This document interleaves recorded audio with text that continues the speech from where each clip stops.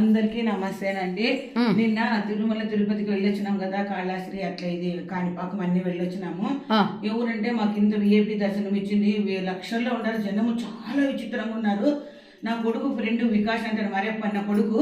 ఆ పిల్లోడే మాకు టికెట్లు అదే విఐపి దర్శనము ఒక దగ్గర లాడ్జిలో చాలా బాగా ఇప్పించడం, ఆ పిల్లల నుంచి మేము పోయినాము.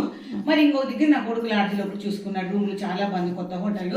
కానీ వికాస్ అనే పిల్లోడు నా కొడుకు ఫ్రెండ్, నా కొడుకు పార్ట్నర్. రైస్ మిల్ మరేప నా కొడుకు ఇద్దరు ఉంటారు కదా పిల్లలు. ఆ పిల్లల నుంచి మేము విఐపి దర్శనం అయింది. లక్షల్లో ఉన్నారు జనం, చాలా జనం ఉన్నారు. దర్శనం మాత్రం చాలా బాగైంది. వికాస్కి థ్యాంక్స్.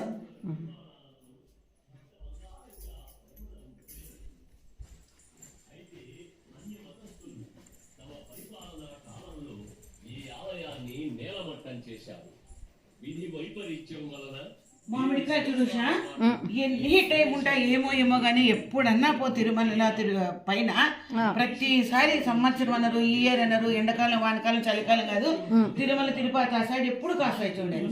మన సైడ్ రావు, మన సైడ్ రావు. మాకు ఎక్కడ పోయినా కానీ మామిడికాయలు ఈ రోజు టిఫిన్ కి మామిడికాయ చట్నీ వాడప్ప చేసుకొని పూజ అయింది. ఓకేనా? ఓకే.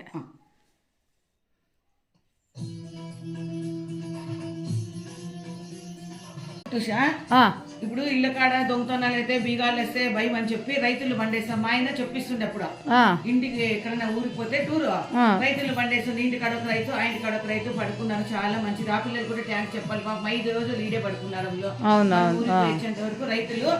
ఎందుకంటే పెద్దిండ్లు భయం కదా, పల్లెటూరు అయినా కూడా దొంగతనాలు చేస్తారని రైతులు బండేసిపోతాం ఎక్కడ వెళ్ళినా కూడా. ఆయన చెప్పింది అట్లా, అదే పద్ధతి మేము కూడా రైతులు ఉన్నారు అనమాట.